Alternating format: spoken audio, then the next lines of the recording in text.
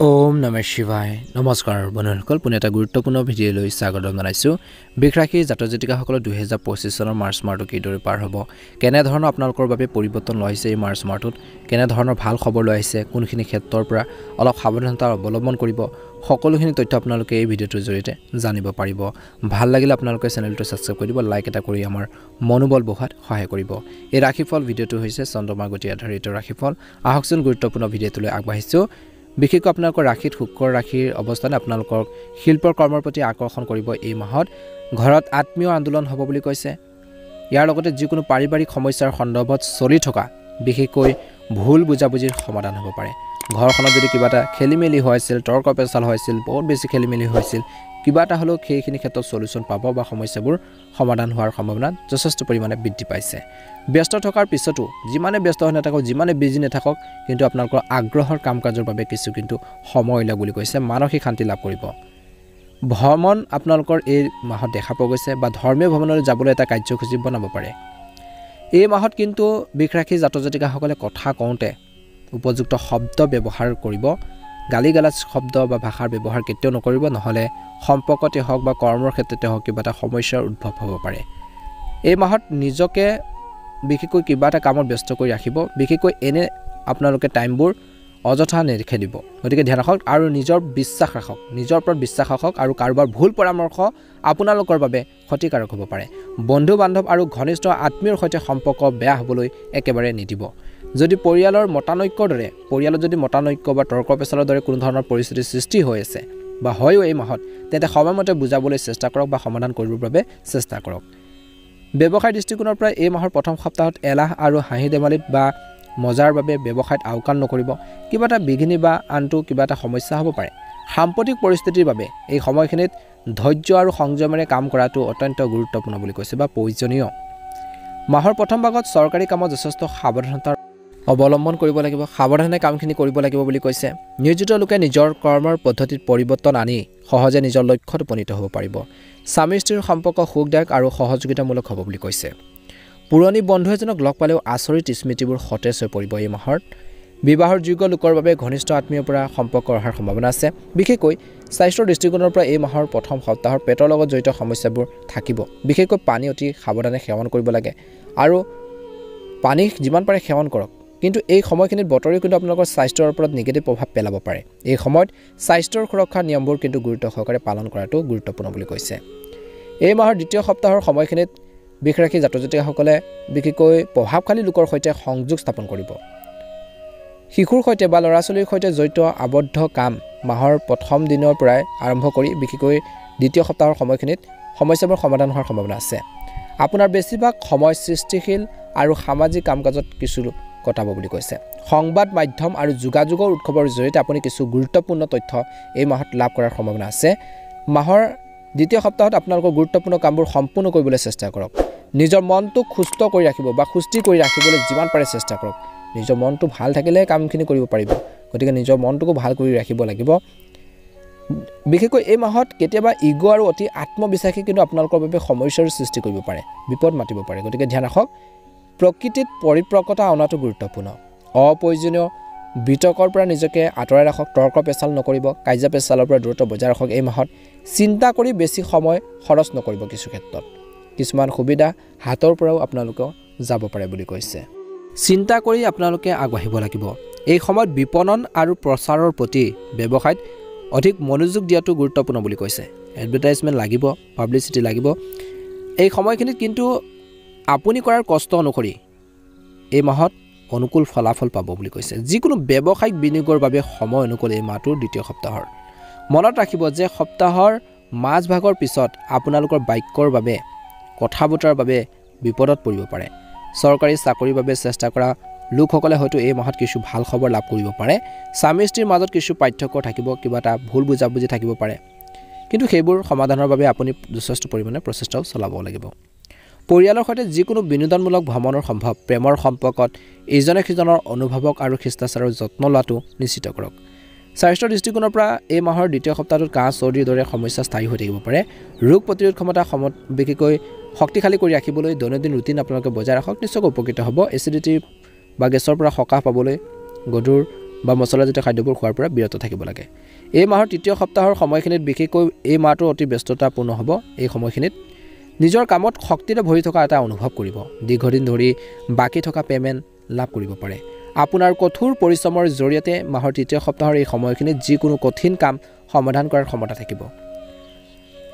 যদি আপোনালোকৰ সন্তানে পঢ়া-শুনাৰ বাবে বিদেশলৈ যোৱাৰ পৰিকল্পনা কৰিছে বা বাহিৰত পঢ়া-শুনা কৰাৰ পৰিকল্পনা কৰিছে তেন্তে তাৰ লগত জড়িত কিছু কাম এই মাহত হ'ব পাৰে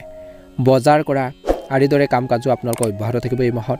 কেতিয়াবা সৰু সৰু কথাত খং উঠিলে কিন্তু এই মাহত সম্পৰ্কবোৰ নষ্ট হোৱাই নহয় আপোনালোকৰ স্বাস্থ্যটো বিৰূপ প্ৰভাৱ পৰিব পাৰে ব্যক্তিগত কামৰ লগতে সামাজিক কাম-কাজতো অংশগ্ৰহণ কৰাটো গুৰুত্বপূৰ্ণ কিছুমান অপ্ৰয়োজনীয় খৰচে কিন্তু আপোনালোকক আমনি কৰিব পাৰে গতিকে খৰচ পাতিবোৰ নিয়ন্ত্ৰণত ৰাখিব লাগিব পৰিয়ালৰ জ্যেষ্ঠ সদস্যৰ নিৰ্দেশনাক আওকাণ নকৰিব ব্যৱসায়িক কাম-কাজ সংগঠিত হৈ থাকিব তৃতীয় সপ্তাহৰ এই সময়খিনিত চৰকাৰী কৰ্মচাৰীসকলে নিজৰ কৰ্মৰ প্ৰতি সতৰ্ক হৈ থাকিব লাগে আজি এই সময়খিনিৰ পৰা ধ্যান ৰাখক কৰ্মচাৰী আৰু সহযোগীসকলে বা সহকৰ্মীসকলৰ পৰা উপযুক্ত সহায় লাভ কৰিব মাথো সৰ্বোত্তম কৌশল বনাই আপোনালোকে কামখিনি কৰি যাব লাগিব এই মাহত সম্পত্তিৰ সম্পৰ্কীয় কামত বহুত লাভৰ সম্ভাৱনা আছে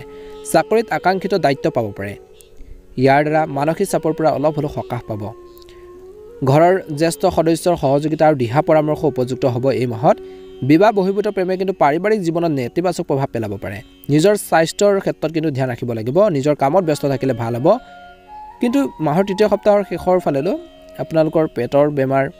হ'ব পাৰে বুলি কৈছে গেছ এচিডিটি সমস্যাৰ বৃদ্ধি পাব পাৰে মাজে মাজে ৰক্তচাপ পৰীক্ষা কৰক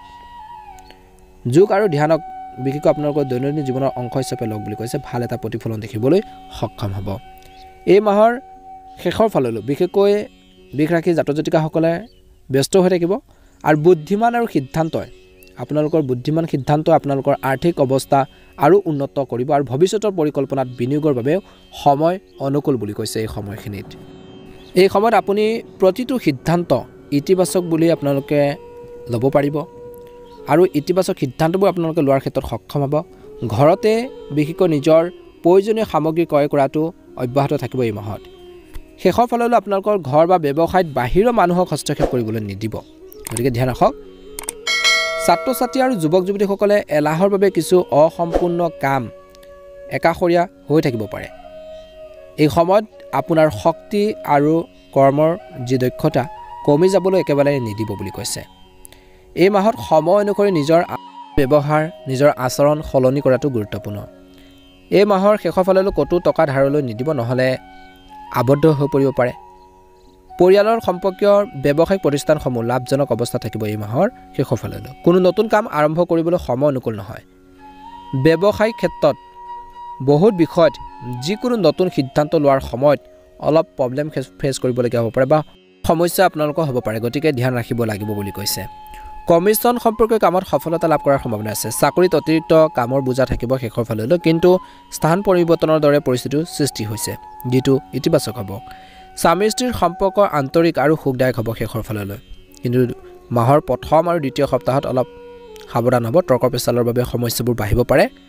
এই মাহৰ শেষৰ ফাললৈ পৰিয়ালত শান্তিপূৰ্ণ পৰিৱেশৰ সৃষ্টি হ'ব মনোৰঞ্জন সম্পৰ্কীয় কাৰ্যসূচী অব্যাহত থাকিব শেষৰ ফাললৈ গাঁঠি বিষৰ দৰে সমস্যাবোৰ থাকিব উপযুক্ত চিকিৎসালক আৰু কিয়নো ইয়াৰ ফলত আন সমস্যাও সমাধান হ'ব পাৰে গতিকে নিজৰ স্বাস্থ্যপাতি ক্ষেত্ৰত কিন্তু গুৰুত্ব দিব লাগিব বুলি কৈছে এই মাহত কিছুমান ক্ষেত্ৰত অলপ ধ্যান দিয়ক নিশ্চয়কৈ উপকৃত হ'ব সেই কথাখিনি আপোনালোকে জানি লওক সময় আপোনালোকৰ ভাগ্য শক্তিশালী কৰিবলৈ গৈ আছে গতিকে সময়মতে কামখিনি কৰক যিকোনো পৰিস্থিতিত আপোনালোকৰ মনোবল শক্তিশালী কৰি ৰাখিবৰ বাবে চেষ্টা কৰক প্ৰভাৱশালী লোকৰ সৈতে সময় কটালে মানসিক সান্তনা আৰু শান্তি লাভ কৰিব সম্পত্তিৰ সম্পৰ্কৰ লেনদেনৰ ক্ষেত্ৰত সফল হ'ব পাৰে গতিকে চেষ্টা কৰিব আপোনালোকৰ যিকোনো বিশেষ প্ৰতিভা মানুহৰ সন্মুখত আহিব বুলি কৈছে সংগৰ বাবে কিন্তু কিছুমান ক্ষেত্ৰত সমস্যা হ'ব পাৰে বুলি কৈছে অতিমাত্ৰা আত্মবিশ্বাসী হৈ নিজৰ সমস্যাৰ সৃষ্টি কৰিব পাৰে গতিকে বেছি আত্মবিশ্বাসী হৈ অভাৰ ৰিস্ক আপোনালোকে কৰি পেলাই বা বেছি আত্মবিশ্বাসী হৈ কামখিনি নকৰিব ধীৰে ধীৰে কৰক বুলি কৈছে ভাই ভনীৰ লগত সম্পৰ্ক বেয়া হ'বলৈ নিদিব এই মাহত কাৰণ ইয়াৰ প্ৰভাৱ কিন্তু আপোনালোকৰ পৰিয়াল ব্যৱস্থাটো পৰিব পাৰে পিতৃ-মাতৃ আপোনালোকৰ সদিশ ব্যক্তি পিতৃ-মাতৃয়ে হওক বা পিতৃ-মাতৃৰ সদিশ মানুহৰ প্ৰতি সন্মান বজাই ৰাখক এই মাহত যদি আপুনি ব্যৱসায় সম্পৰ্কে কোনো নতুন পৰিকল্পনা বা কিবা এটা কাম কৰাৰ পৰিকল্পনা কৰিছে এই মাহত তেন্তে তৎক্ষণাত কাৰ্যকৰী কৰক কিন্তু পেমেন্ট আদিৰ ক্ষেত্ৰত কিবা এটা সমস্যা হ'ব পাৰে বুলি কৈছে যাৰ বাবে মনটো অলপ বিচলিত হ'ব পাৰে কিন্তু ধৈৰ্যৰে কামখিনি কৰক কেটাৰিং বা হোটেল আদিৰ লগত জড়িত লোকসকলে নিজৰ ইচ্ছামতে সফলতা লাভ কৰাৰ সম্ভাৱনা আছে এই মাহত চৰকাৰী ভ্ৰমণো সম্ভৱ, যিটো লাভজনক হ'ব। ঘৰখনত যিকোনো সিদ্ধান্ত লওঁতে পৰিয়ালৰ সদস্য জীৱনসংগীৰ পৰামৰ্শ লোৱাটো আপোনালোকৰ বাবে লাভজনক হ'ব এই মাহত। পৰিয়ালৰ কোনো অবিবাহিত সদস্য বিবাহৰ বাবে ভাল সম্পৰ্কও আহিব পাৰে এই মাহত। কোনোবা ধৰ্মীয় উৎসৱত অংশগ্ৰহণ কৰাৰ সুযোগো পাব পাৰে এই মাহত। অত্যধিক দৌৰাদৌৰিৰ বাবে ক্লান্তি, মানসিক চাপ আপোনালোকৰ থাকিব পাৰে, টেনশ্যন এটা থাকিব পাৰে বুলি কৈছে। গতিকে ধ্যান ৰাখিব। ভৰি আৰু স্নায়ু বিষৰ সমস্যাবোৰ বাঢ়িব পাৰে। নিজৰ যত্ন লওক এই মাহত, নিজৰ স্বাস্থ্যৰ যত্ন লওক। লগতে যে ধ্যান ধাৰণাৰ দৰে কাম কাজতো আপোনালোকে গুৰুত্ব দিব লাগে, সেইখিনি ক্ষেত্ৰতো গুৰুত্ব দিব। দৈনন্দিন কাম কাজত অন্তৰ্ভুক্ত কৰক, এক্সাৰচাইজ কৰক, ব্যায়াম কৰক, নিশ্চয়কৈ উপকৃত হ'ব। ভাল লাগিলে আপোনালোকে লাইক এটা কৰি দিব, চেনেলটো ছাবস্ক্ৰাইব কৰি দিব। আপোনালোকৰ সুস্বাস্থ্য কামনা কৰিছোঁ। অনুগ্ৰহ কৰি কমেণ্ট বক্সত হৰ হৰ মহাদেৱ, জয় বজৰং বুলি লিখি দিব। আপোনালোকৰ এই মাৰ্চ মাহটো সুন্দৰভাৱে পাৰ হওক। মনৰ যি ইচ্ছা আছে, যিখিনি ইচ্ছা আছে আপোনালোকৰ পুহি ৰাখিছে মনত, সেইখিনি যাতে সোনকালে পূৰণ হওক তাৰে কামনা কৰিছোঁ। ধন্যবাদ।